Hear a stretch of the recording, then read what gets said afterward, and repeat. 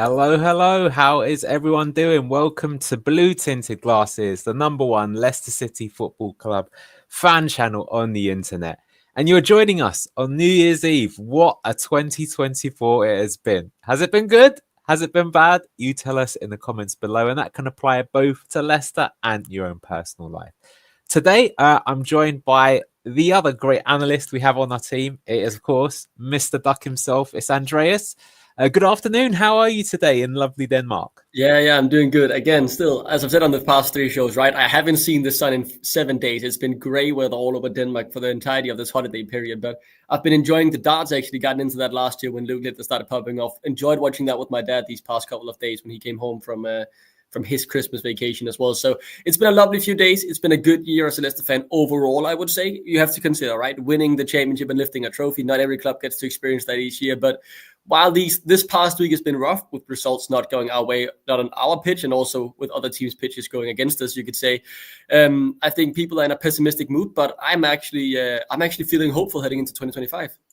Very good. Interesting you mentioned the darts. Believe it or not, I used to live 2 minutes away from Alexandra Palace in London with the darts, and I used to go there quite often. I would love to go to the darts, man. I'd love to. Well, do you know what? It's not as good as it used to be, but the fact that James Maddison and Hamza Chowdhury used to go there says how good it is, in my opinion. Now, before we get started, I just want to say is that you might have thought that Christmas was on the 25th of December, but you don't know about Father Christmas's other friend. It's Mr. Blue Tinted Christmas, who is Locks. So he is stalking our channel in the background. And we wanted to say a huge thank you to all the fans that have helped us hit 10,000 subscribers. So we're going to be giving away some free subs to people in chat today. So if you want one, you want to be in with a chance, put your hand raised like Hamza's done here, or comment there, and we'll see what we can do. So thank you to Mr. Locks, who is still paying attention in the background, but sitting on the sidelines. I think he's been put on the bench for the analysis shows this time round, but not due to bad performance. Definitely not. Anyway, let's get on with it and let's talk about Leicester City 0, Manchester City 2. This was a painful one to take because honestly, I think there's a strong argument to say this was actually the best performance we had this season and was probably the most 90-minute performance we had. We were kind of strong in all areas of the game. Maybe we faded right at the end, but we were pretty good throughout, I think. And you can even see from the stats that it was pretty even. XG, pretty even. We actually had more big chances than Man City. Shots around the same. They slightly shaded it, but same amount of saves, same amount of corners. And we had more possession than Man City. Now, of course, we know this is not the Man City of 2 seasons ago who won the treble. They're running a bit on empty. But look, we're not having the best time ourselves, right? So, you know, I think that there's still something to be said. But of course, squad quality does make a big difference. I'll get onto the analysis, but what do you think about that statement, Andres? Am I wearing my own blue tinted glasses, or is that a right statement?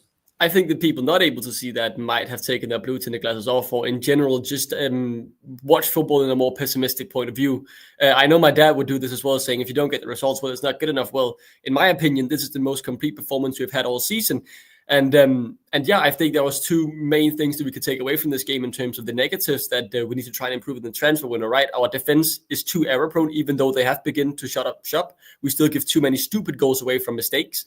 And in the final third, these past few games, we haven't been clinical enough. And that's been happening ever since, I want to say, the West Ham game where we were very clinical. The players haven't scored the chances we've been able to create, except for really the one Ayew did against Liverpool, which was a good finish, to be fair. But other than that, we're missing too many big chances. As you can see, 3 here against City, right? You have to, at the very least, take one of them.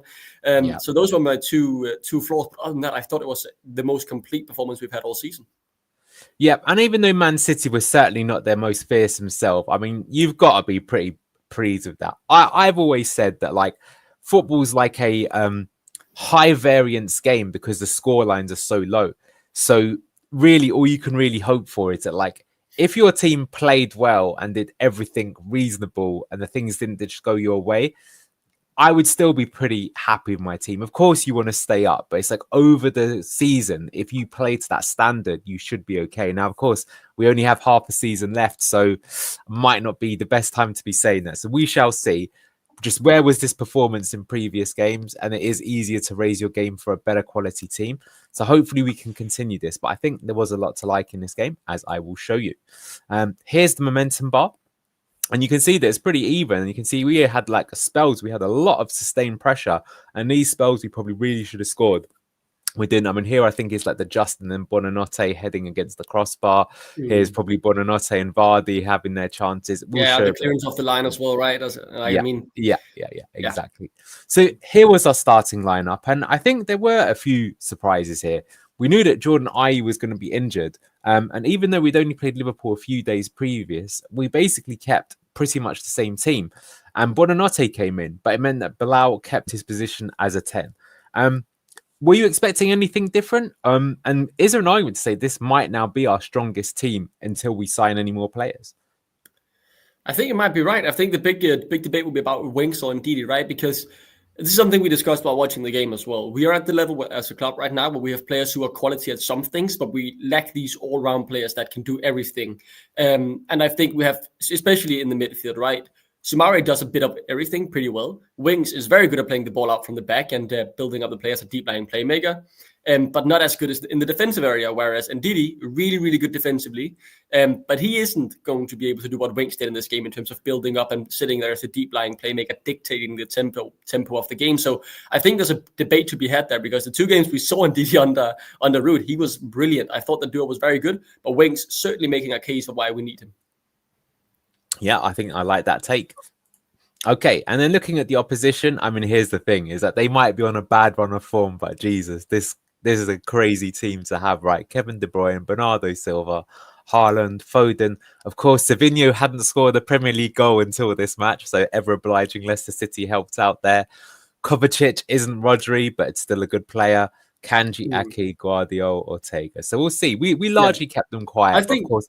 Go on. Just to shortly add on this, right? I think Kovacic obviously isn't Rodri. I think it's fair to say Rodri just winning the Ballon d'Or proves that he's one of the best players on the planet. And clearly the key to this Man City line ticking at its optimal rate. But he was someone I heard a lot from Danish experts listening to, getting into the season. He had really settled into the City system, they said, during the preseason, and played a good Community Shield final, I believe, as well. Really being one of the men of the matches there. So they look forward to see what he could do and if he even was able to displace Rodri. So all I'm really saying here is the fact that obviously Kovacic isn't Rodri, but I think many people underrate him. And when I've seen City this year, he has definitely shown a lot of quality. Again, not Rodri, but very much quality. Loving the comments, guys. Please keep them coming in. Some really good ones here already. So Kunal, I think Winks and Wilf will probably be rotated throughout the season depending on the opposition. I agree. That's a good point. Good point. Yeah, I think, for example, playing Newcastle with their very physical midfield, you've got to have someone like Wilfred Ndidi in there. You might have seen Man United got destroyed by them. Might only have lost by 2, but that could have been a much heavier scoreline for them, making a similar mistake. But other times you do need the more technical quality. Here's an interesting one from James Poll. I felt at times Man City gave us lots of room and almost let Bilal play. I don't think many teams will do this. But I will show you, I think it's a bit of a misnomer to say that Man City didn't press us. They maybe didn't press us as intensely as they have done in the past, but I will actually show you examples where they definitely did it. And I think we were good at playing between the lines. I think that's the best thing that we've actually improved that a lot under Ruud. It's no coincidence. I know that, Andreas, when we get to that section, I'm sure you'll have a lot to say about that. Yeah, I'm very excited to talk about that. Yeah. It's no coincidence that the games where Bilal and Facundo both started, we played our best football. That is true, but I will show you that there are still some systematic issues that maybe we need to fix there. And Kunal says, well, at least James Justin has more goals than Savinho. So far, let's see if we can, get some more on there from things. So, all right, let's get on to first half analysis. So, first thing I wanted to point out is that this is how the early flow of the game went. Although we actually had more possession than Man City overall, I would say for the first 10 or 15 minutes, they dominated much of the play. I think we didn't want to concede an early goal. We wanted to just make sure that we were in the game. So we set up with Ruud's fairly typical mid-block defence, which I think is fine. We're not actively retreating back. Ipswich did beat Chelsea yesterday, but they were playing pretty deep throughout, for example, whereas we push up a bit more. Pros and cons to doing that. And here you can see as well, you can just see how compact that 4-4-2 is. there is no way you're coming through the middle, right? So force teams to go wide, and then when they go wide, they're going to cross it in. And even if you've got Haaland in the middle, the idea is that you're going to be able to gobble up the crosses. Although you have to say the second goal was a cross, and Haaland did get to it. So something that can still be getting there if you've got, a top quality striker there. But that's how we kind of lined up in defense. But the really big thing that we did in this game that we did so well was our building from the back. Now, there were so many examples of this that I could have done. It's really just worth watching the extended highlights if you can find it, because we were absolutely brilliant at this. Some of the play was phenomenal.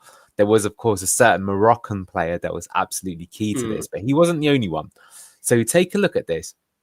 And something that I just want to say, it won't necessarily be apparent in these particular moves, but as my kind of theme for today's analysis, keep your eyes on the following players: Bilal El-Khanous, on Victor Christensen, and James Justin, because I've started to notice, I called this out in some previous analysis, but the positions that he asks those two fullbacks to take up at times is very interesting.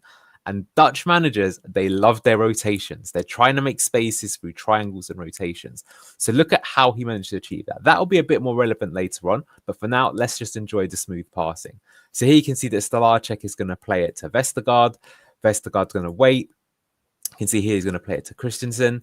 I think Christensen's improved this aspect of his game a lot. I think we were quite critical of him in the past in terms of being able to play it out. A lot of times he would sort of turn back and lose the ball, but here you can see that even though this is fairly tough pass, because you're right, it's almost a line cutter, right? If you get it wrong, it goes straight out. He's able to make the pass down the line, which is a very narrow space. You've got to be pretty technical in order to do this. And who's the man that he's playing it to? It's El-Khanous. So this is one of the reasons why I'm raising his position already, right? So I think someone asked me yesterday, it was Tom, who joined in the call-in show, and he said, do you think that we should build the team around Bilal El-Khanous? And my answer to him, because I'd already done the analysis, was I think we're already doing it. That's the number one change that Van Nistelrooy has made. So here it comes to El-Khanous. He's drifted here onto the left-hand side. So notice where he drifts across the course of this game. And he's going to play it back to Winks. Winks is going to receive it on the half 10. And now we're going to trigger the attack, right? And then this was actually the space that he'd vacated before. You've got Justin who's going to make the run. And normally, Justin, we're still going for the system where we're having a fullback that joins the attack and we vary it depending on where he is. And here's Buonanotte. But here's what's interesting is Winks. You probably think he's going to play the ball here. To play the ball to Buonanotte, this is the more difficult pass because there's more men kind of shielding and blocking the passing lane. But he's actually got the audacity and the skill to play this narrow ball through the middle too. This is the sort of thing that Hamza Chowdhury tried against Newcastle where he can't do, but Winks is good at pulling this ball. So managing to pull that ball there, because there's so many more men that have been attracted, he's now turned.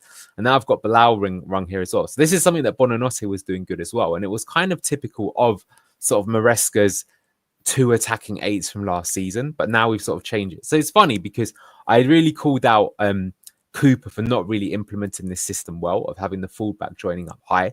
So I think it's something we have to look at because it can still have structural issues as well. But I think it's much better drilled when we play it under Ruud van Nistelrooy. I'm just going to bring up a comment from Locks there as well. Yeah, this is why I disagree with the consensus that we only played well because City didn't press us. Yeah, I'll show you some examples in a moment where you can see that that was not the case. So here we have Buonanotte. So here you can see you've got the kind of 5-man attack. We've got Vardy here. Justin's joined in as the right winger. Look, I will say if Fatal was playing, we probably wouldn't play this way, but Fatal is out for the season. It'll be interesting to see if we do sign a winger. Here you've got Bilal.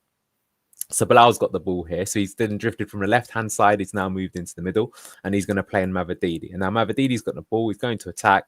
And this time around, earlier in the game, he actually decides to cut back in and have a shot. And I've got to say, is even though this didn't go in, I was actually a bit disappointed that Mavididi didn't keep trying to do this. For some reason in this game, and it's a criticism I have of not just him, but maybe of the team, but at times I felt that we played a bit too safe. It's like you are the winger, right? If you're 1-on-1 against your man, you're entitled to drive down this side and try and take him on to get to the byline or to cut in and have a shot. Like that's almost what the Maresca team was set up to do so, right? Of course, sometimes those wingers are going to frustrate you, but you don't always have to cut back. But we'll come more on that in a moment. Yeah, I want to just add to this. Yeah, I think as well, with the lack of goals we've been scoring, I'd really like to see the team test to keep them all, right? We're obviously getting shots away. We're creating big chances. You saw, right, 3 this game as well. We'll get into those later, I assume. But this is not just Mavididi as well. I thought multiple times Soumare receives the ball at the edge of the box and just just go for it, man. I mean, I won't be complaining if you completely miss the goal. I just want to see you try and get something. There are bodies on the line, right? But maybe the keeper can't see well enough, or you're at the very least able to test him. And especially when we're struggling to score, as we are at the moment, I'd love to see them go for this more often. I think there's one scenario where Buonanotte as well, I think he's cut inside well, has the good left foot to try and finish it in the bottom corner. Instead, pass it to James Justin because they want to play the chance bigger. Sometimes just take the shot, man. I have the belief in yourself, have the confidence to go for it. And yeah, I'm happy that he went for it here. Obviously, it's sad that he doesn't manage to test the keeper at the very least, but it is what it is. I'm happy to see him shoot. I think we need to do more of this. Yeah, exactly. I agree. I was watching this with some of the other guys, and they're like, "Oh, you should have picked out Justin." But I was like, "Look, if you're a winger and you've got into the box, you are entitled to shoot. Sure, if you'd have done this like 3 times and missed every time, that's a different, aspect. But 5 minutes into the game, your first raid at goal, totally fine. And as Kuno's put here, I agree, Mavididi was playing too safe, but still, it's quite good. So here we go, building from the back again. Yeah, are you telling me that Man City aren't pressing? Yeah, I think the pressing consensus is more so the fact that people are used to seeing City press pretty much all the time, right? Constantly want the ball back. Yeah. And obviously, after Man City being struck so much in the counter in these 5, 6, 7, or 11 past games where they've been pretty poor, they seem to adapt to a more defensive strategy. But I still want to say, people saying they didn't press, yeah, they very much did press, as you can see. I mean, the screenshots are proof of this, right? Stalacic definitely under pressure there if he waits another second with the ball. Yeah, they pressed a little bit less after they went 1 up, but I'll show you examples of even when they were 1 up, they did still press us. So I'll show you that. They were just waiting for pressing triggers. But I like that. That's really cool and composed from Stalacic. Like, just almost a casual boot. And, he plays it there because you've got to have trust in your team that you play it there, that your teammate can get there. And Christensen moves over, gets it. He plays a nice inside ball to Samari. Samari is going to receive the ball and play it back there. You might be thinking, if you're looking at this move as well, that where is Bilal El-Khanous? So last time round, he was on the left-hand side. So where's he going to... It's almost like a game you can play with me. Where's he going to turn up back to? And Chips, thank you so much. What a nice guy. You don't need to do that, right? Just enjoy the channel. But that means a lot to us. Thanks to everyone that supports the channel. We really appreciate it. Actually, I think that is Bilal El-Khanous. That's my mistake. He's actually got the ball. Yeah, he's on the left-hand side there, right? But it's a good game to play. So watch out for where he turns up in the various parts of the move. So he's going to play this back into Cody. Cody's played it into Winks, and now Bilal's turned up back here. So he's moving all around the place. And you see that as he sort of drops in deep, other people will push up. So he's really becoming the main man. And I think this is something that he's doing really, really well, is that he's just getting involved in all areas of play. And because he's good on the ball, manipulating the ball and spotting how the game is being played, is he can dictate it. And he ran the show in this game. And I think to do that against players like Kevin De Bruyne and Bernardo Silva is pretty impressive. So he's going to receive the ball. And now he's going to play the ball out here to James Justin. Very nice first time ball. He knows what it's got to go. And now we managed to trigger this attack. So now Justin's got the thing. We've got 4 and 4 here. So this is a good promising move. He's played it into Buonanotte. Buonanotte's got the ball, and Justin's going to continue his run into the box. Yeah, this is where I would have wanted him to shoot, actually. I would have wanted him to keep cutting inside. There was some space and try and, aim it for and create the chance himself. But he goes for Justin. I think that's a fine decision as well. It's more just, I want to see assist to keep him up and go on. Yeah, well, there's a few things. You can see Mavadidi's got his classic, oi, bruv, pass me the ball kind of look there. I don't think it's a problem with him playing to Justin, but what he does here is he does overcook the pass and he puts it here, and that means that Justin cannot really shoot or cross. So that was a bit sloppy from Buonanotte. But look, he's been out of the team a little bit. To be fair, Guardiola with his pace as well, he's got to be a pretty firm pass. But what I'm saying is the build-up play is still pretty good, right? We've started under pressure, and yet we've turned being pressed into a 4-on-4 situation. And with a little bit more, finesse here, we could have been in and we could have made a goal-scoring opportunity. Bilal this game very much reminded me of a young Christian Eriksen for the Danish national team. There was a period of time after they were very shit, the Danish national team. They got Åge Hareide in from Norway, who basically just made the game flow through Eriksen. And you're seeing a bit of that here, right? The fact that Bilal, in pretty much every scenario when we build up, is involved at the very least 2 or 3 different places on the pitch. And I think it's beautiful to watch. He had a brilliant, brilliant game. And I think the whole team in general stepped up. Just sad we couldn't be more clinical in the final third. Oh, there's an interesting comment from you, Daedalus. We'll come on to Mr. Vardy in a second. He did not have the best game, I would say, and his sort of lack of timing his runs surprised me, given that he's so good at doing it normally. But we'll come to that in a moment. But I think your shout about Christian Eriksen's quite a good one. You're right. I do remember he had that spell for the Danish national team where he was just like, wasn't he the top scorer in qualifying or something ridiculous like that? He was everything in that national team in a period of time. Yeah. So here's another example. And again, it's come to Christensen. And again, this is something that he's improved a lot compared to how he's being utilized under Cooper. He's played it into El Canoes here, who again is on the left-hand side. He's going to play it back to Sumari. And the Sumari El Canoes sort of like bromance, I don't feel is getting enough to talk about it. Those two have definitely built up quite a good relationship, I feel. Sumari is going to play the ball in here. This is actually to Bonanase. This is really good body shape. He's going to take it on the turn. And boom, he's going to play it right through the middle into Vardy. Vardy's got the ball and then he's held it up and he's going to play it through to Justin. Justin gets to it and he has a decent effort. But you can probably see already that as he's got the ball here, Ake's already said offside. And I think he actually would have been offside, but they played on the advantage. So, yeah, as Daedalus was saying, a number of times we got ourselves into this good opportunity. And look, we know that Vardy isn't as fast as he once was. We know that he plays on the shoulder, but it is just a bit frustrating because early on in the game, he had a good opportunity as well where he tried to win a penalty. But if he was just like slightly a little bit further back, I think because of the pass that would have come through to him, he still would have got the ball. And so on another day, I think Vardy could have been a bit more clinical and that might have made a difference. And it's just a shame that that was the way that it was. But look, Vardy is still the GOAT for a reason. But just going to show you some other examples of that. So here's another one. It's a different move. Again, you can see he's just slightly off. This is the one that led to the penalty. Then 5 minutes later, almost again, it's so close. You got to play on the shoulder, but again, it wasn't his day today. Yeah, I think in fairness, right? Again, it's on the shoulder. That'll happen when you're playing this kind of, I don't want to say poacher role, but the one, where you're really playing on the shoulder, right? It's unfortunate. I think on another day, he's that 1 foot further behind and he's onside. At least he's not being caught 5-10 yards offside, right? He's not making these Darwin Núñez level mistakes, I want to say, but this was just, the case of being just that 1 foot further ahead of your opponent 3 times in a row. And it's unfortunate and uncharacteristic, as you defined it as well. Yeah. And here's what could have been. So this time round, this is actually Cody, I think this is. He's playing the ball over the top. This time round, Vardy does check his run correctly. Justin managed to hold his run too. Justin gets it. He plays it through to Vardy here. And Vardy tries to take like the little half a touch and, bury it in the near post. Unfortunately, he puts it a little bit too far. So by the time he gets the opportunity to take the strike, it's a bit too much work to do. But again, it's close. And look, the encouraging thing is we're making a lot of opportunities there and almost scoring from it. So, that's something that I think is, encouraging, like I say. And the more work that we get on it, the better we'll be. Of course, it does show you like how much can we rely upon an aging Vardy. Someone's put here that Daka should start the next game. But, does Daka also have the finesse? The thing we'll show you in a bit is that Daka plays the false 9 pretty well, which is an important part of this system as well. So look, I will compare that to, of course, Man City have got Haaland. Now, Haaland came into this game actually on quite a bad run of form. And I think early on, that kind of bad run of form was continuing. So here we can see that Man City have just gone for a ball across to the right-hand side.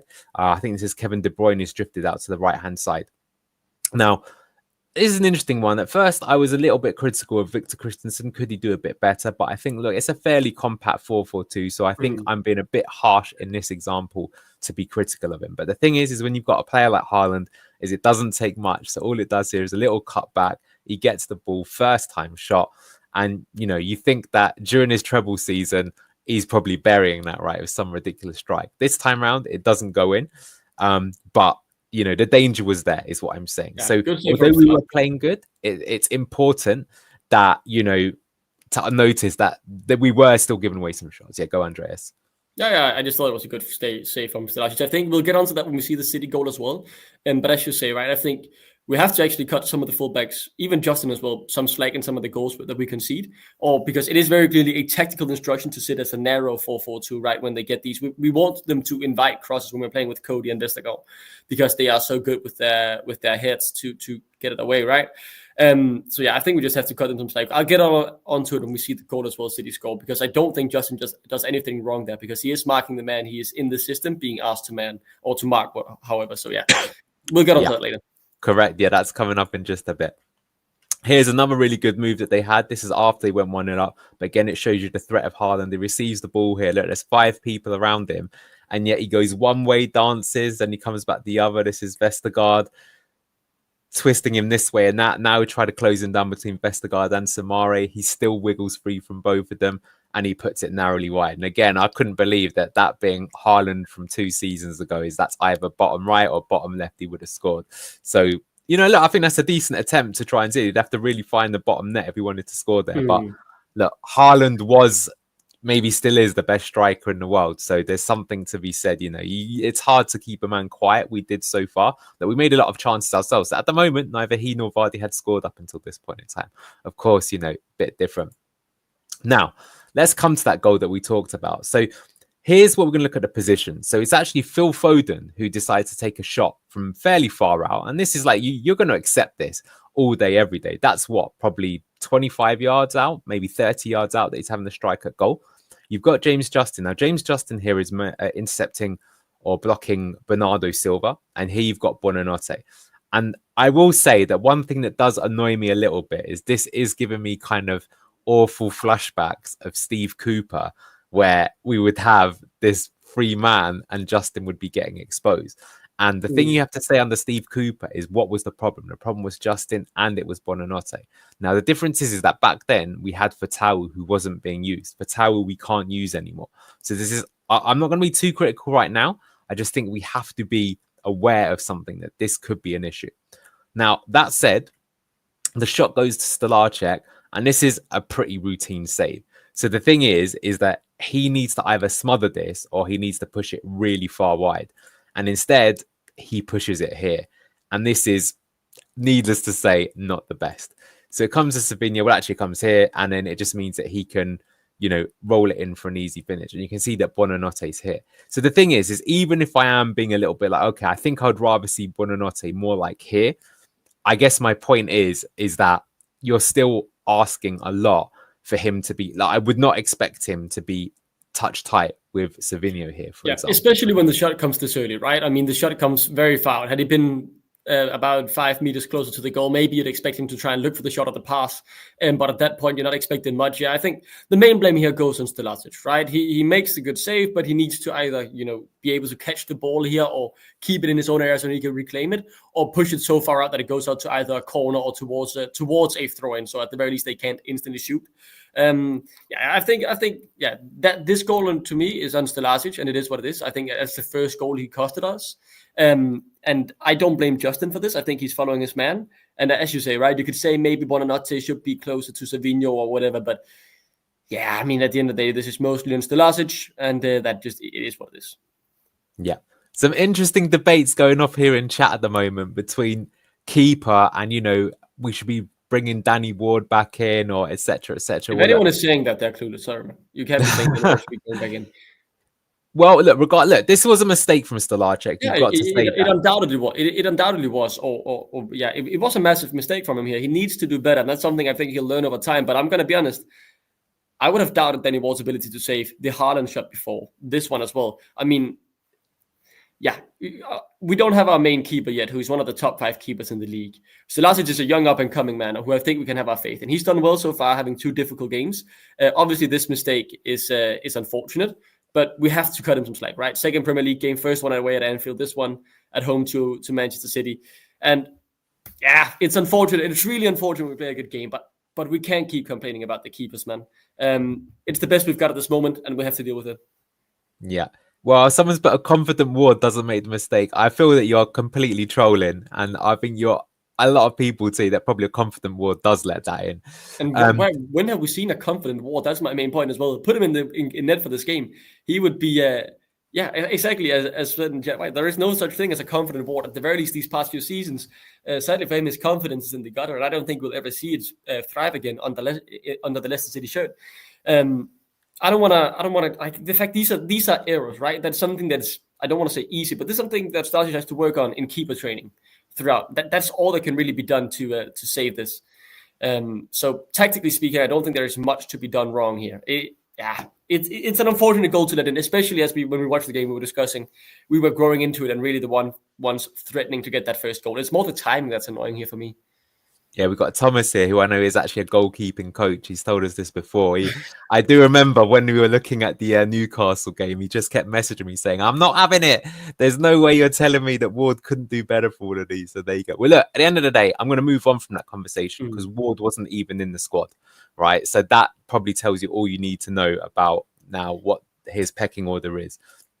Right, moving on. Oof. Let's now talk about something that was great. Someone who had an absolutely outstanding game. I would go as far as saying this was the best individual performance I've seen for a Leicester player in quite a few years. In the Premier League level, at least, because we haven't been doing so well in the Premier League. I mean, it's either this or the cameo from Fatawa against Southampton. One of the, like, I think over the course of 90 minutes, I haven't seen a Leicester player put together this good a performance in the Premier League in ages. Exactly. And Fatawa, he got to play against 10 men for quite a while. So this was 11. Yeah, maybe it was a slightly aging Man City, but they were still pretty good. So here we go. And again, like I keep saying to you, so here we've got El Khanous and he's drifted out to the right-hand side. And here's my point about Justin. So what you'll start seeing a lot is that the positions that the fullbacks take is oftentimes they are going to join as the right winger.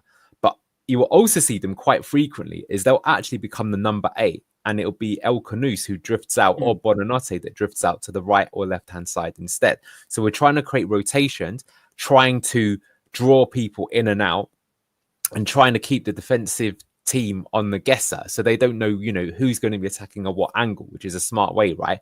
If you're predictable, it's easy to stop an opposition team. If you're unpredictable, but you've got structure so that you, the attacking team, know what to do, you've got a better chance of scoring. So here's El Khanous. He puts in a really dangerous cross. You can see that Vardy's a little bit like, ooh, but he's only doing that because I think he's heard the shout for Bonanotte. And this is Bonanotte's reaction. So I think that tells you what you see the picture on Leicester's Twitter. You can see like they have an angle of the corner. He is this close from touching it, right? Again, it's the margins. If we go back to before the cross comes in, I have one question. I don't know if it's an instruction or if I maybe want this differently. If we can go back to just when he either hits the cross, Bilal El Khanous.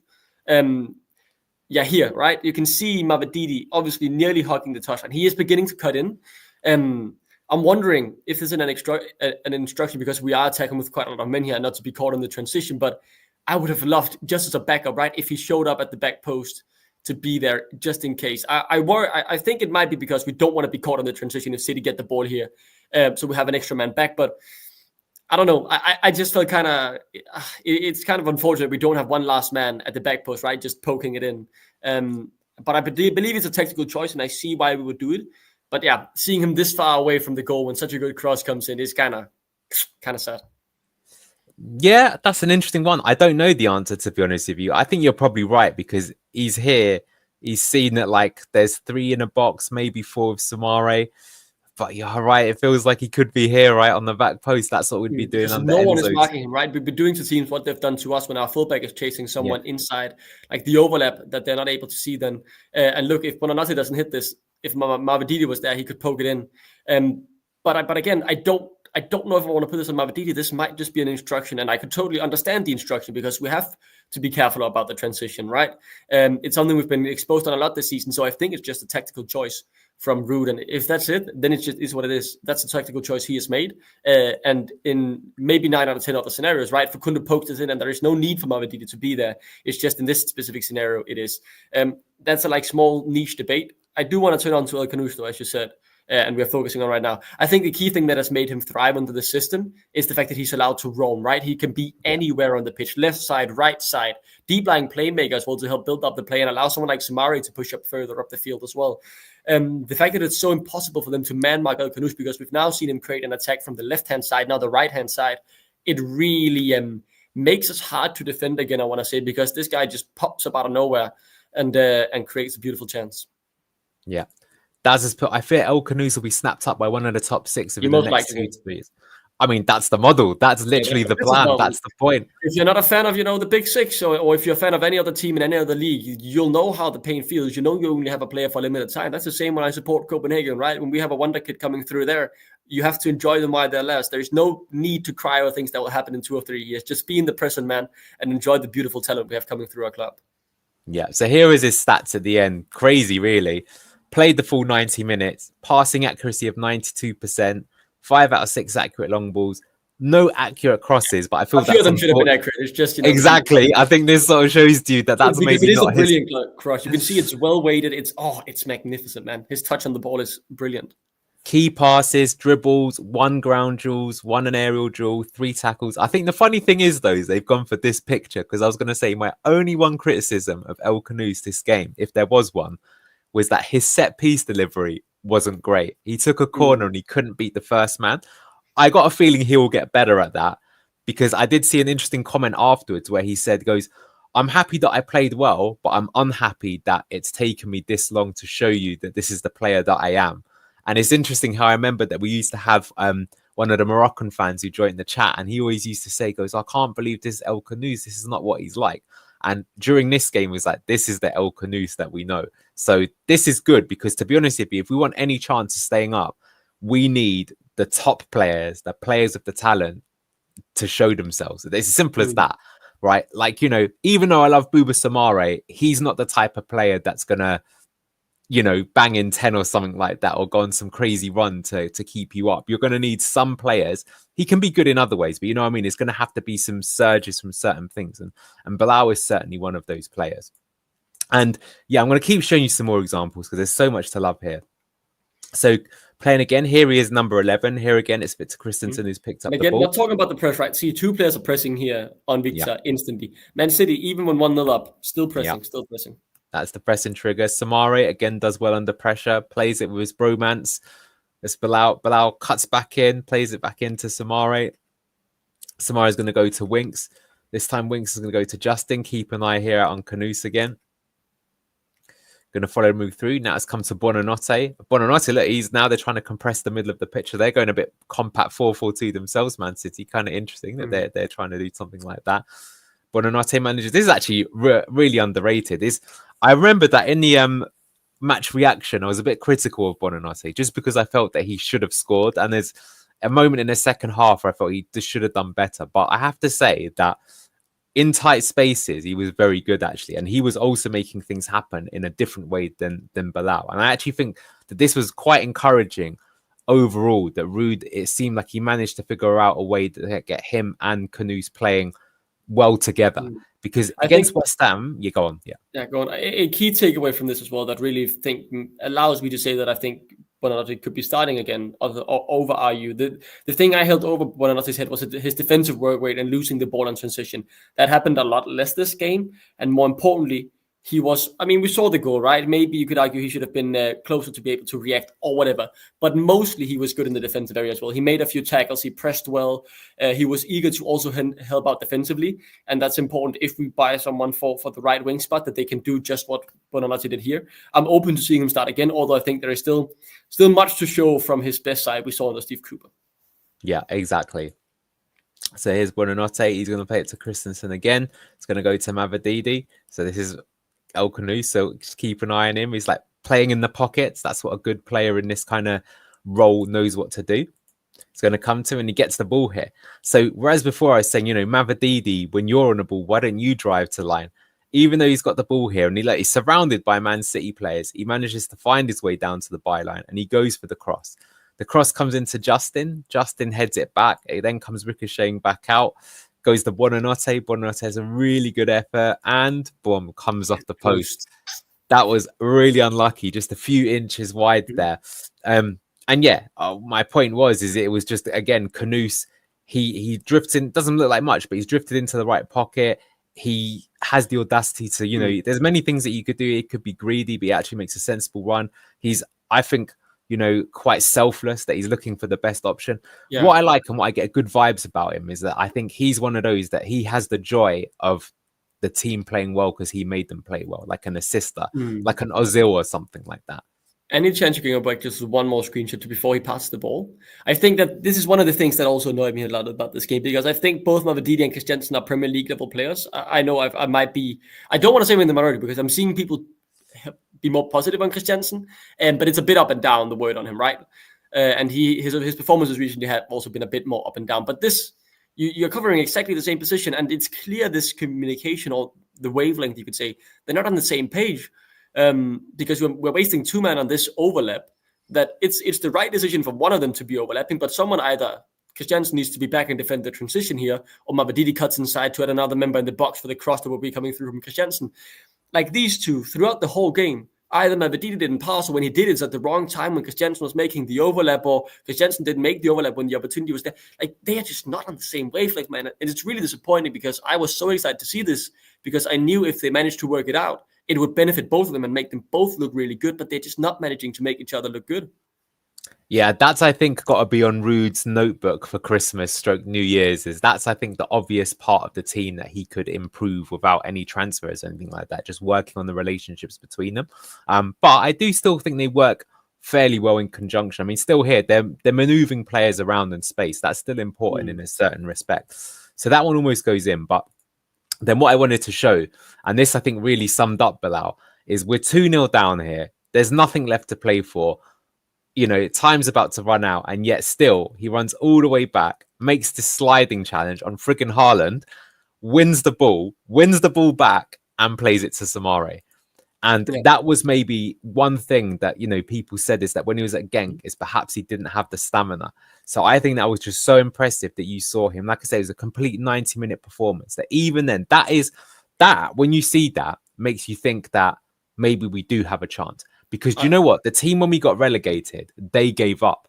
But the team that came, the Great Escape team, the one thing they never did, even though they were not technically as good as the team that went down, is that they had heart and they had battlers that couldn't wait to play in the Premier League. So I think if I'm on the team and I see that the guy who's clearly the best player on the pitch, right, and we're still losing, is playing like that in the 95th minute, it's going to give me hope if I was another player on the team. That's Will Alves has just come on then, by the way. We'll come to him in a moment. So I think that that's just extremely impressive from Bilal. Look, let's see. That's only one game, but he also was really good against West Ham. So he's shown that he can do it in a few of them now. One last thing just on El Kanouche, I think, before we head over to other players, right? It opens up a very tactical change that we can make, seeing his defensive work rate and not just how he was actually playing in the final minutes. He was playing as the deep line playmaker when Winks went out. He was the one dictating to, but he was taking over the Winks role, allowing Bukayo Samare and Chowdhury to push further up. I think this unlocks a really interesting thing we can do if we ever are in a situation where we are chasing the game again, having to try and create the chances. You can take out Winks, put in a more offensive player like Daka. I think that was a substitution they made, so we could get another striker in, and then El Kanouche can take that over the role that Winks was doing and do so very well, as you're seeing, right? Not just playing the ball, but also challenging and winning the ball back. I think that is a key tactical opportunity that has now emerged after Bilal's performance that Ruud can utilize if we ever find ourselves 1-0, 2-0 down with 10, 15 minutes to go, and we need to throw everything in the kitchen sink towards trying to get a point or two. Yeah, that's actually what we did at this point in time. We were playing 3-5-2. You got Hamza as a right wing back. We had Daka and Vardy on. We'll come to that in a moment. So I did mention playing too safe. Just going to give like another example here. Here's Mavadidi, and here's what I'm saying. I think a more confident Mavadidi here drives to the byline and puts a cross in, but instead he does. To be honest with you, Pep Guardiola has done this to Jack Grealish at Man City as well. He's turned him into a turning backwards merchant. So instead of driving down, he just comes back and he plays it back in. Now look, that's not the end of the world, certainly not. But I've got a few examples later on as well. And I just think, again, it's something that if this was Fatawu, I think Fatawu would try and win a corner, right? Because you could easily get something off there. So I don't want to dwell on this too much, but it's something that would happen. And just want to talk about playing from the back. So in general, we were pretty good at playing out from the back. In fact, I think this is the best we've been at it for quite some time. It was even better than quite a lot of our performances in the Championship, especially given that it's Man City that you're playing against. And again, this is right on the stroke of half time. So for all of you that said that Man City weren't pressing us, here's some more evidence for you. So here's Conor Cody with the ball. He's going to play it into Samare, and that's Kevin De Bruyne. That's quite a bit of distance to make up, but he knows what the pressing trigger is. He pushes in. He wins the ball back off Samare. Apologies about the image quality here. Plays it into Haaland, and luckily the team sort of just about manages to deal with it, and it goes out of play. But of course, you still win a Premier League. Playing out from the back is important. I have seen quite a few comments quite a few times in some of the matches saying, I don't know why we do it, but the modern day game, Premier League, is you have to do it. You can't do it all the time. You are going to make errors. I think even the top teams, even Liverpool and stuff like that, they will concede a couple of goals at minimum every season from playing out from the back.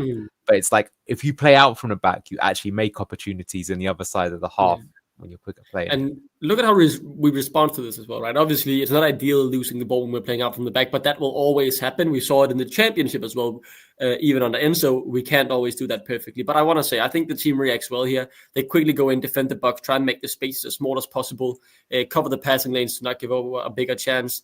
And I thought we dealt with it real well, considering they pressed us very highly. And I thought it was a good response from the team to instantly close down and make sure we didn't give up another goal just before halftime. Yeah, absolutely. Right, let's move on to the second half. So that's just the first half. Okay, come on. Yeah, that's a way of getting a move on. But we'll go with the Buonanotte chance. So again, I'm talking about the interesting rotations. So here's El Kanous, and here you got Mavididi. But what's interesting is even the ball's going to get played to him, is you can see here. So look at these interesting rotations that Ruud's got. So now Mavididi's playing in the 8 slot. El Kanous has moved out to the wide position. So again, you talked about how he's being allowed to roam. And then not only is he being allowed to roam, but now you've got Christensen who's going to be joining in the attack here as well. So again, you're trying to really pose a problem to these Man City players. You know, here's the puzzle. Can you solve it? Where are our players going to be and how are we going to structure our attacks? Now, it goes out to El Kanous. He's now playing as the wide playmaker. This is something he did quite well, actually, when he was at Genk. Now, as what happens in this move, because Man City is set up pretty well defensively, we actually decide to go back to Vestergaard, but that's okay. Everyone's pushed up here. He's going to turn, you can see here, just to try and bring a man and bait their press. He does that, plays it back into his Danish teammate, and now we're going to get on the attack again. And now you can see again that El Kanous, because he's roaming, he's now moved from the left-hand side. He's moved back into the middle here, and now he's again playing in the pocket. So he's a really good player, right? He has a really good understanding of the spaces, where to take up. This is very impressive for a 20-year-old. I've got to say that. Really because, yeah, because even if you make these movements, the opposition will be tracking you. So you've got to kind of feint your movements and do it at the right times. So he does it. He receives the ball on the turn. And you see, here's the thing about making all these rotations and movements, right? It bamboozles the team. In this case, actually going backwards to go forwards means that the players get dragged more towards the defenders, which means there's more space in behind. So now El Kanous has got the ball. And now he can see that Buonanotte is going to make the run. And it means that he can be slipped through. And this is a fantastic ball. This is such a good ball that he plays. You can see. And I got to be honest, when this moment happened, I couldn't believe we didn't score this. Yeah, just shoot, man. Just shoot. I think, again, he wants to play the chance bigger, right? He wants to cut back here, play it into Vardy, or either go for it himself on his right foot, even though that's not his preferred foot. But look where you are, man. Just finish it here. We know you have a deadly left foot when you hit it right.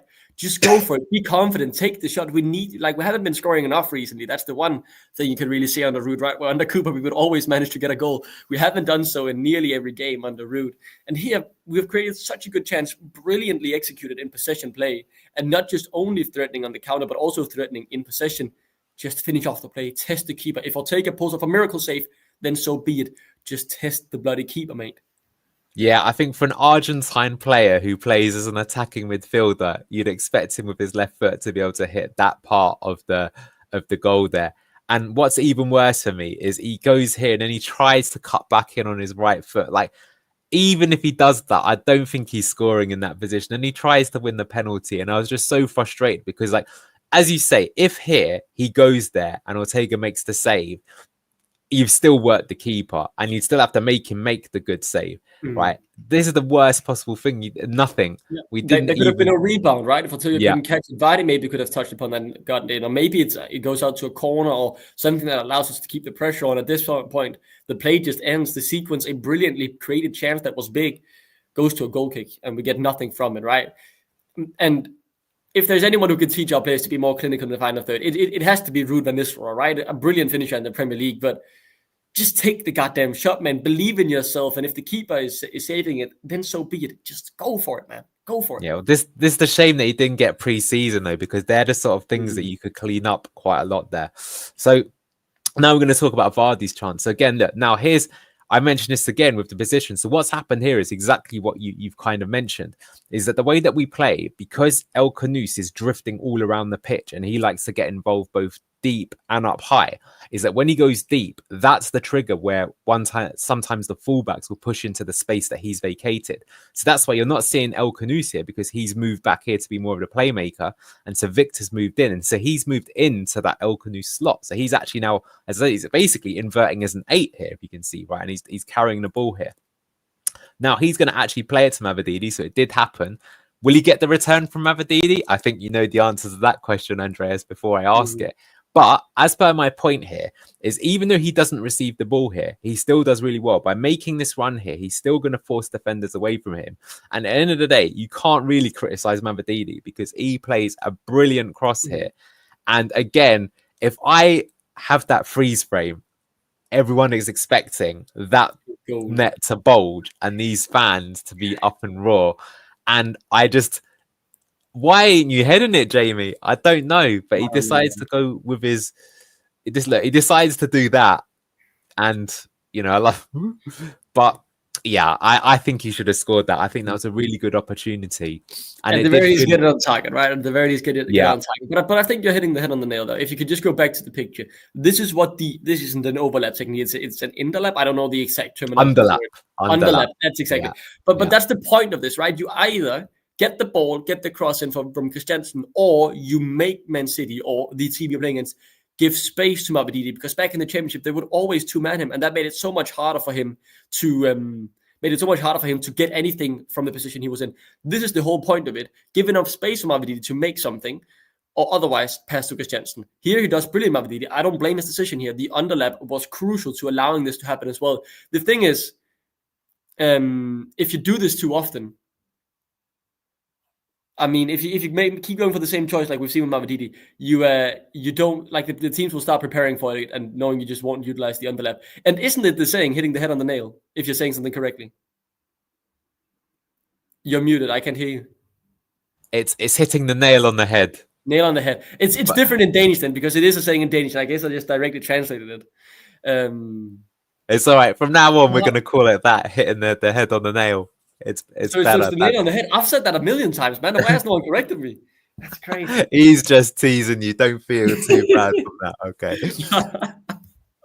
Yeah, Costa, you're right that their relationship needs to improve, but I don't think that they need to be dropped. Like, I think they're still creating stuff for the team. I mean, I do think, like I say, that like when I looked at pre-season under Steve Cooper, the thing that really alarmed me is I wasn't really seeing these like cool passages of play. And what I'm saying in the overall analysis of this game is that despite the fact that we lost this game, I think if you saw this game as a neutral, I've got to say that my friend texted me after the game because it was on Sky, and he goes, you know, if you guys had your shooting boots on, you would have won that game, right? Which is what a few people have said here. So, you know, we made the opportunities, and it's not like we just made one or two opportunities. We've shown throughout both halves we were making opportunities because of a system, right? So we were creative. This is chances from the left, chances from the right, chances from the middle, all these different types of chances, and all the players were involved. You know, Christensen sometimes was on the outside and sometimes on the inside. Sometimes he's not involved at all. Sometimes it'd be Bilal here, etc., etc. So, you know, you've asked me here, you know, if given the choice, who would you prefer to play? Look, I don't know. Why not play both of them at the moment, to be honest with you? But I do think that, like, Ruud's got to somehow try and get more into them and underlapping. I do think that it's Mavididi isn't as confident as he could be, but I also think he's getting a bit of a bad rep because I still think that he has still been one of the more creative players in recent games. Like, he assisted for Ayew. He should have assisted here to Vardy. It's not his fault that Vardy hasn't buried it. But look, I think it's fair to say that it's insane how if Mavididi could take on his man, he'd be 10 times the player he is now because he's doing everything else correct. That is true. But I mean, I keep saying as well that there's a reason why he cost 8.5 million and not 28.5 million. It's interesting how even Enzo Maresca was saying, I said to Steffi, I think you can become a Premier League player. You just got to work on these things. But maybe one of the things he's got to work on is himself, you know, the mental battle. You do sometimes see this with some people. Wow, that's a crazy stat. Goals this season, Leicester 22, Man United 21. But look, I've got to say that our poor performance when Ruud was in charge of Man United, I mean, that looks like points dropped to me right now. Hopefully in the return leg, he can have some kind of... You have to remember, though, the points we dropped, it was sadly, I thought it was the best time to play United when they just sacked that manager, but we have played United at the worst time this year. Like, that's when they looked the best. They looked the best, man. It's a fact. They looked the best when Ruud was in charge. All right, I just want to come on to Hamza then. So he came on. A lot of people, like Reese in the chat, was going, he's got to start. He's got to start instead of James Justin. Maybe he does. I think James Justin could do with a bit of a spell out of the team. But what I wanted to show again is that we had some interesting uses of him as well. So I showed you how Victor Christensen sometimes was playing in this gap as well. So Ruud is trying to like make that symmetrical on the other side. So at this point in time, he was playing as Justin was doing. So acting essentially as a right winger, potentially to join in the attack. So here's you on this side of the pitch. But he can see a bit later on that he's now moved inside. So he's playing in the 8, and that is now Buonanotte, who's drifted out to the right-hand side. So again, we were doing all these sort of shenanigans the whole time in terms of when we were looking to do it. And I didn't have the examples here, but Hamza did make some fairly nice crosses. He was quite attacking, I would say, but didn't really cause like a key, moment that led to a scoring opportunity, but could be something to do. I think that one thing that's interesting, though, by having him sort of take this role is that if you think about it, if you're trying to make the best of the squad that you've got, if you know that someone like Hamza isn't really, you don't really want Hamza in this position, right? You know that he's not at Premier League level going to do a good job here. But if you can create opportunities where he has been a midfielder, so sometimes he ends up here and you end up shifting their defensive block around, it could be a possible solution. Because that's the thing, is like, yeah, sure, in an ideal world, you play your dream system with your dream players and it smashes it and it works, right? But for example, it's interesting that Locke's brought up Man United. But one of the reasons why Man United are struggling so badly is that Ruben Amorim has come in and he's trying to play a system, but the players that he has are they couldn't be worse suited for that system if you tried. And therefore, if you try and play a certain system with the wrong players, it will completely be a non-starter. You'll get destroyed. So perhaps Ruud is trying to play a system that can make the most out of his players. Let's judge it in a few more games if things happen. He might also sign some other players. That it is possible that if he signs more of a winger, like true wingers, that he won't have the fullbacks join in as much. And we might go back to play more how we did under Enzo. But let's see. We don't know. All right. I then got to talk about Haaland's goal. It was inevitable, I suppose. I think we could do better for this goal, but there was also some good play involved here as well. So Walker's come on at this point. Actually, Walker was brought on, I think, to try and make Mavididi less effective. So I'd say that Pep, he did something. He recognized that Mavididi was being threatening. He's played it into McAtee, who's come on at this point in time. And then McAtee does this really nice move, does a little shimmy, beats Christensen down the side. And now he's going to play it into De Bruyne. De Bruyne's got the ball. Now here I've circled Hamza. So this is my thing about being a little bit, I don't know, post-traumatic stress syndrome would be the terminology, right? Because how many times did we see this under Steve Cooper? So now Hamza's got a decision. You've got the best striker in world football here. You've got Savinho here completely free. There's no one to cover him. So we got the kind of dreaded 2-on-1 situation. That said, comparatively, we should have enough men here to at least have a decent defensive effort. So De Bruyne plays it into Savinho. At this moment in time, Cody's on Haaland. He's picked up the ball. And then Cody, he thinks that Haaland's going to go front post, but he's caught rather static. Savinho plays the cross, and it comes into Haaland, who beats Christensen for the goal. Although I'm not going to blame Victor for this particular part of the move, because that should be Cody that's picking it. Yeah, I think what I want to say, right, and this might sound biased because obviously I've made it very clear that I like Christensen. I think he gets fairly beaten there. I mean, he gets absolutely skinned, put on toast, I think is the English saying, right? When a fullback gets destroyed by the winger. I think McAtee does brilliantly there, a great dribble. Yeah, but I think it's inexcusable what Cody's doing here. If you're tracking your man all the way back into almost a 6-yard box, then you better make sure you know where the goddamn man is so you can challenge him for the header, or you leave your man and stick with your defensive line so he isn't onside. Because what he's doing here is just giving Haaland the goal. That is the biggest mistake about this goal for me. I think that, as a Premier League veteran, is inexcusable. You shouldn't be making this dumb mistake. Either if you mark Haaland and you're right up next to him and you lose the header, well, fair enough. But you shouldn't be losing your man close to your 6-yard box when it's Haaland. Come on. Either you stick with your defensive line to make sure he's offside, or you don't lose him in the penalty box. That is not okay. I agree, but to be fair to him, because I can't show you the video, what Haaland's done here, he's done the classic. But still, I mean, then you have to be better than that, right? You have to. Well, but if you don't have pace, Andreas, that's the thing. It's how Victor's been done on the shimmy as well, right? I agree. For what it's worth, yes. He's of course he's going to picked out for that, because he can't do that. Even if he has been left, he's got to realize his mistake. The fact that only now is he aware of that. He's got to be thinking, oops, in my head. So that was definitely a mistake. But I will say as well that in my opinion, I would still put some fault here, because once this has happened, at this point in time, you can see he's even got his hand there. What he needs to do here, I'm going to be honest with you, he hasn't got a yellow card at this point in the game, is he needs to rugby tackle McAtee.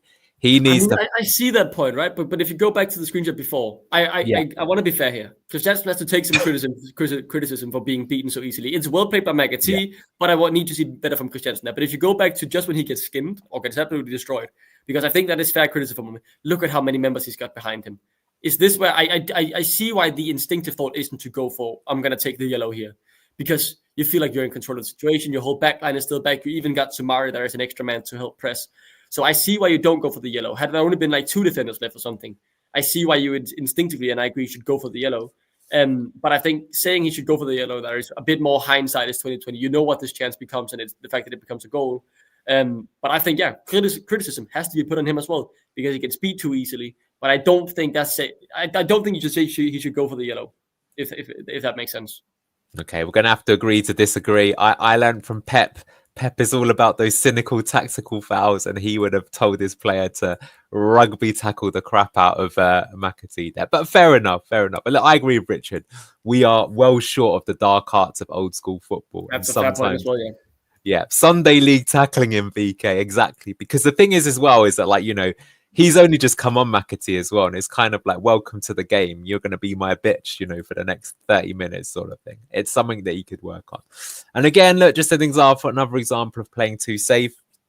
Here you got Mavadidi. It's in the dying embers of the game. Look, there's all this space down here, but he keeps cutting in. And again, just he rarely did it. I don't think he did it even the whole game. He just didn't drive to the byline. And the crazy thing is how did we score against Liverpool? He cut into the byline, and he stuck this wicked cross across to Dak, and it was Ayew. So, as people say, he's not confident. Maybe we need to buy. I keep saying we need to find Stefi Mavadidi a girlfriend in Leicester. That's my honest opinion. I don't know. Get him so he's feeling confident once again. But like I said, I don't think he had a bad game. It's just that he could be adding so much more. And then once the opposition don't know if you're going to go left or right, it just makes it so much more difficult. And then if you have 2 wingers that can do that, much better. Look, to be fair, in this case, he does put another cross in. And it was like a half chance, but nothing really too Nothing much. major, right? Nothing major. And look, I'm just going to end. He didn't do much. But Will Alves finally made his Premier League debut in a 90th minute. Look, I don't think you can expect too much from him. He'll probably get minutes. I'm guessing he'll start in the FA Cup against QPR. I really want to see him start in the FA Cup. Yeah, would be my prediction. But, like, you know, you got to see, like, normally if a player is good enough, they're going to play. Like, El Kanous, I think he's only 1 or 2 years older than him. He's playing. Fatau was playing. You know, if you're good, you'll be there. So in terms of like what positions, look at the scouting showed that go Andres. Oh, sorry. I guess my lag just a bit. You stopped speaking then because I thought, never mind. Go on. So my main point was just, I think maybe when you come in as a 20 million signing, even if you're about the same age, it's always going to be easier for you to warrant to start, right? Because you want to get value for your money.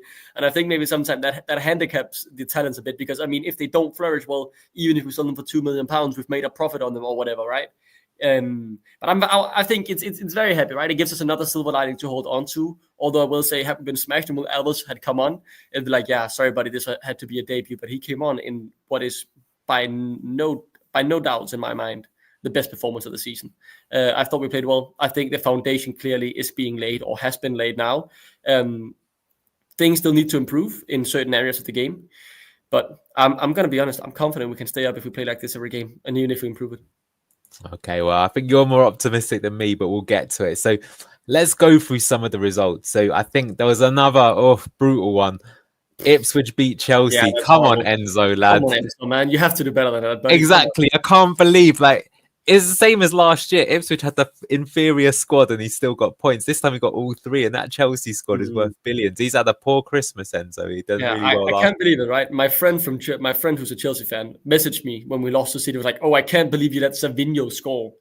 And then the next day, his club goes ahead and loses to Ipswich. It's Ipswich's first win at home this season. Like, come on. You've been told to take off the Danish tinted glasses. I think he's right to an extent, right?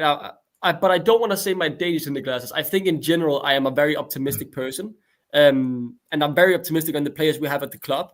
And obviously a bit more for the Danes, but I think in general, one of my tendencies can be that I'm a bit too optimistic.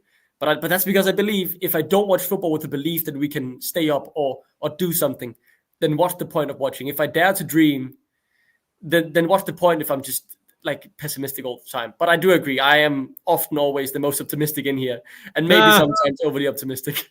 No, look, it's important to be optimistic. So I would say, I mean, look, it's tough now. That means at exactly the halfway point, we're second bottom. I mean, that the table doesn't lie. 4 losses in a row, horrible. What I will say though is, for example, look, if Cody doesn't give away that penalty against Crystal Palace, we've got 2 extra points. We're on 16.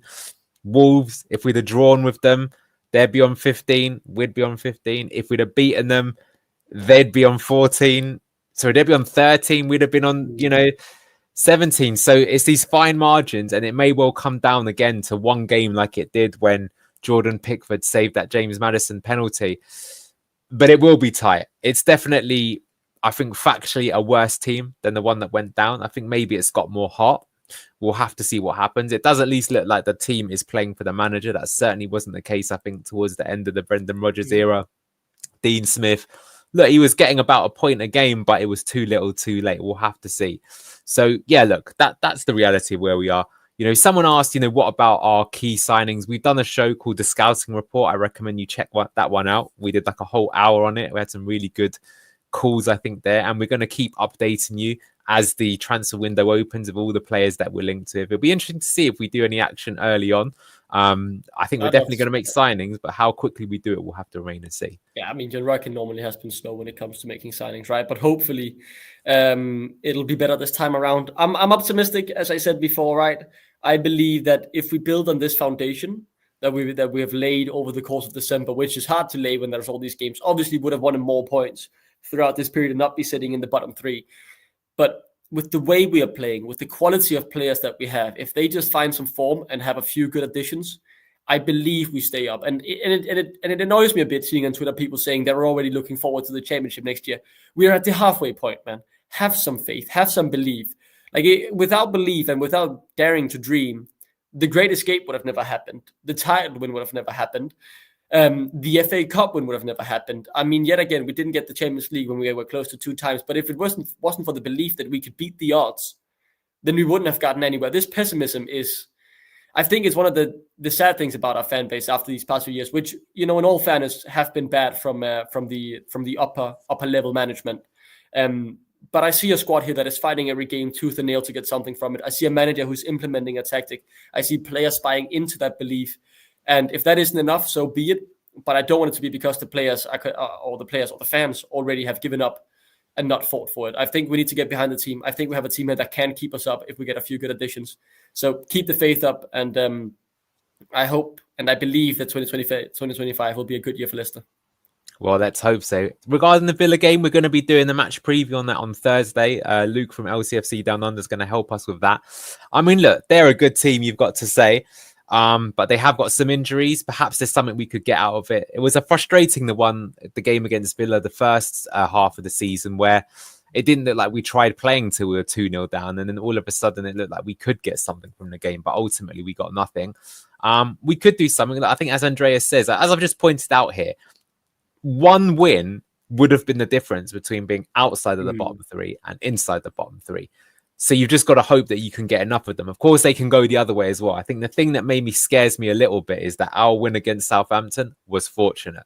The point that we got against Ipswich was fortunate. Now, this, of course, was that was on the Cooper Ball. That was on the Cooper. Yeah. I think that's my main takeaway, right? Because I'm sitting here losing to City at home, now in the relegation zone, more confident about our chances of staying up than against Southampton, because I was obviously delighted winning against Southampton. It was a brilliant comeback. It was hard fought, but I was also worried because if that is how we're going to have to win against the teams around us, that's shocking. Obviously, the one game you could say Ruud has had with the team around us has been the most shocking game all season. But yeah, I think the foundation has been laid. The players are buying into it. We have to buy into it as well. And I thought the crowd was brilliant against City, to be honest. You could hear them making noise. You could hear them staying behind the team, even when we got 2-0 down on disappointing terms. I believe we can do it, and I think maybe the game against Aston Villa, right? John Duran out, Morgan Rogers out. I think Paul Torres as well. They're missing some key players. We need a result to get the snowball of confidence and points rolling, and it could very much be the game away against the Villa, right? Last relegation season away against Villa, 4-2, brilliant game. The one good game Tete had in a Leicester jersey. Keep the faith. We can do it, man. We can stay in the Premier League. I believe. We're definitely not dead and buried yet. We can make that statement maybe in 10 games time. And hopefully we don't. Hopefully it's still close. I've got a feeling it's going to come right down to the end again, as it always seems to do. So look, my overall match thoughts, I think it was our best performance of the season, but ultimately accounted for nothing. We still concede too many goals. That's the problem. But I will say that recently it seems to be more from unforced errors rather than systemic ones. And I did point out in this one, maybe there's some mistakes of the right-hand side again. But again, both of them, a Stolarczyk mistake. The second one was good play from McAtee. Cody's had a bit of a brain fart there. Well, then that's an unforced error, isn't it? If Cody's just standing around and not, just stick tight to I will say, Haaland. General trend though, we saw against Liverpool again, right? That second goal barely allowed when everyone was certain Salah was inside. I thought so too. Well, turns out Cody kept it onside because he didn't stay up with the defensive line. And if that keeps happening, I think even just in that, you have an argument for trying something different, like with Cody, because when you're supposed to be one of the leaders and one of the ones who sets the tone and the line, you can't be allowing goals to happen by playing people onside game after game. Well, that's why I wouldn't be surprised if we go for an experienced centre half, but how much we can do in the window, we don't know. But yeah, I mean, having a fast one there as well could be a big difference. Michael, Ipswich Town have jumped over you with their win over Chelsea. Does that worry you guys? Of course it does. But I mean, what can you do? We've got to worry about ourselves, I think, and try.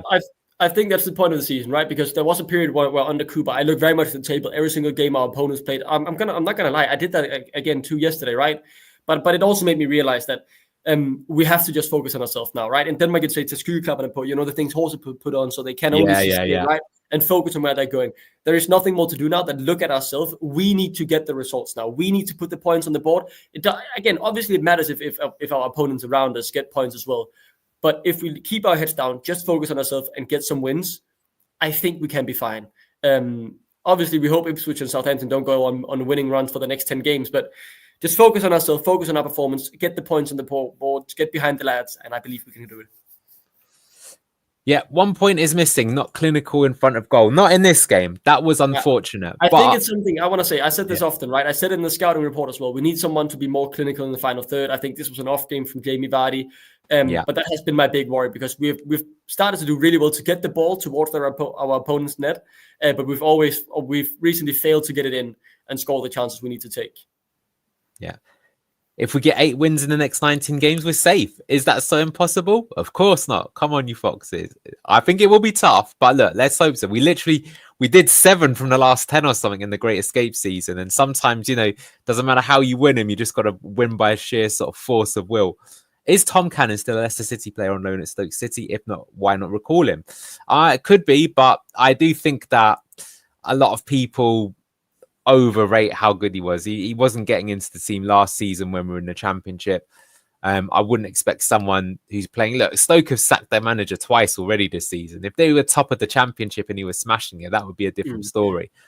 I will say, like the highlights we've seen, he seems to be clinical. Maybe it's worth it trying to bring him back and see it, because if he can find himself in the right position, we've been able to get the ball in the right position these past few games. We just need someone who smashes it in the net.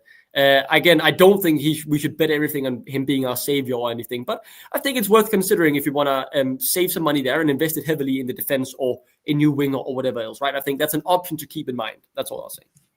I think more realistically, it has been rumored is that he might get sold to someone in January so that we have the funds to make a better signing somewhere else. It's not his fault, but I think he's probably good for the Championship, but Championship to Premier League is quite a big step up, and are you expecting someone to do it right away? We'll see. Anyway, look, everyone, thank you so much.